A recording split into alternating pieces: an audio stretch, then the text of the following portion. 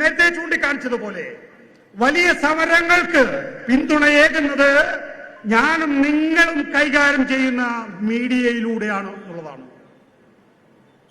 കൃത്യമായ രാഷ്ട്രീയ വീക്ഷണങ്ങൾ യഥാർത്ഥത്തിൽ പ്രകാശനം ചെയ്യുന്നത് ഇത്തരത്തിലുള്ള സാമൂഹ്യ മാധ്യമങ്ങളിലൂടെയാണ് എന്നുള്ളതാണ്. നിങ്ങൾ പരസ്പരം നിങ്ങൾ ഉണ്ടാക്കുന്ന കണ്ടന്റ് നിങ്ങൾ നിങ്ങളുടെ സുഹൃത്തിന് അയച്ചു കൊടുക്കുന്നു, അല്ലെങ്കിൽ നിങ്ങൾക്ക് സാധ്യമാകുന്നവരിലേക്ക് നിങ്ങൾ എത്തിക്കുന്നു. അതിന്റെ ജെന്യൂണിറ്റി, ആ ജെന്യൂണിറ്റിയാണ് പിന്നീട് രാഷ്ട്രീയമായ അഭിപ്രായ പ്രകടനമായി വരുന്നത്, രാഷ്ട്രീയമായ തിരിച്ചറിവുകളായി മാറുന്നത്. ഇന്ത്യയിൽ അത് മാറിക്കഴിഞ്ഞിരിക്കുന്നു. ഇന്ത്യയിൽ അത് 2024 മാറിക്കഴിഞ്ഞിരിക്കുന്നു എന്നുള്ളതാണ്.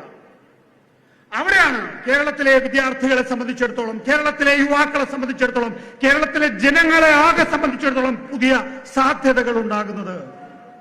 ശരിയാണ്, ബ്രോഡ്കാസ്റ്റ് ബില്ല് വരും, ഈ തരത്തിലുള്ള നിയന്ത്രണങ്ങളൊക്കെ ഉണ്ടാകും. ഒരുപക്ഷെ ഇന്നലെ സാധിച്ചതുപോലെ നാളെ സാധിക്കില്ലായിരിക്കാം. പക്ഷേ പഴയ പോലെ അമിത്ഷായ്ക്ക് ജുബയുടെ പോക്കറ്റിൽ നിന്ന് ബില്ലെടുത്ത് അവതരിപ്പിച്ച് വിജയിപ്പിക്കാനുള്ള ശക്തിയൊന്നും ഇന്ന് ഇന്ത്യൻ പാർലമെന്റിൽ ഇല്ല എന്നുള്ളത് കൂടി നമ്മൾ തിരിച്ചറിയണം. അപ്പോ പ്രതിരോധം പാർലമെന്റിൽ മാത്രം പോരാ. ബാറ്റിൽ ഗ്രൗണ്ട് എന്ന് പറയുന്നത് നമ്മൾ വ്യവഹരിക്കുന്ന മേഖലകളിലാണ്. യുദ്ധഭൂമി നമ്മളാണ് പോരാളികൾ. യുദ്ധഭൂമിയിലെ പോരാളികൾ നമ്മളാണ്. നമ്മൾ പേനയേന്തുക എന്നൊക്കെ നമ്മൾ എല്ലാ കാലഘട്ടത്തിലും പറയില്ലേ. കീബോർഡുകൾ കീഴടക്കുക, കീബോർഡുകൾ കീഴടക്കുക. നിങ്ങളുടെ മൊബൈൽ ഫോണിലെ ക്യാമറ മതി ഇന്ത്യയിലെ ഭരണകൂടത്തെ വിറപ്പിക്കാനെന്ന് ധ്രുവ്രാട്ടി തെളിയിച്ചിട്ടുണ്ട്, രവീഷ് കുമാർ തെളിയിച്ചിട്ടുണ്ട്. അസഖ്യം ലക്ഷക്കണക്കിന് വരുന്ന സാമൂഹ്യ മാധ്യമങ്ങളിൽ ഇടപെടുന്ന സാധാരണക്കാരിൽ സാധാരണക്കാരായ ആളുകൾ തെളിയിച്ചു കഴിഞ്ഞിട്ടുണ്ട്. ധ്രുവ്രാട്ടി ആരാണ്? ബീഹാറിൽ നിന്ന് ജർമ്മനിയിലേക്ക് എഞ്ചിനീയറിംഗ് പഠിക്കാൻ പോയിട്ടുള്ള നമ്മളെപ്പോലെ സാധാരണക്കാരിൽ സാധാരണക്കാരനായ വിദ്യാർത്ഥി. അവൻ ഒരു യൂട്യൂബർ ആകണം എന്ന് ആഗ്രഹിക്കുകയാണ്. അവനൊരു യൂട്യൂബറായി മാറുകയാണ്. അവൻ ഇന്ന് കോടിക്കണക്കിനാണ് അവന്റെ യൂട്യൂബ് കാണാൻ വേണ്ടി അവന്റെ യൂട്യൂബ് പേജിലേക്ക് എത്തുന്നത്. നമുക്കത് സാധിക്കില്ലേ? നമുക്കത് സാധിക്കണം എന്നുള്ളതാണ്. ഒരു ധ്രുവ്രാട്ടി എന്ന് പറയുന്നത് ഒരു മാതൃകയാണ് എങ്കിൽ കുറഞ്ഞത് 100 കണക്കിന്, കുറഞ്ഞത് 1000 കണക്കിന്, കുറഞ്ഞത് ലക്ഷക്കണക്കിന് ആളുകളിലേക്ക് നമുക്ക് നമ്മുടെ സാമൂഹ്യ മാധ്യമ അക്കൗണ്ടുകളിലൂടെ എത്താൻ കഴിയുമെങ്കിൽ എന്തൊക്കെ മാർഗങ്ങളാണ് ഇന്ന് അവലംബിക്കുന്നത് സാമൂഹ്യ മാധ്യമങ്ങളില്?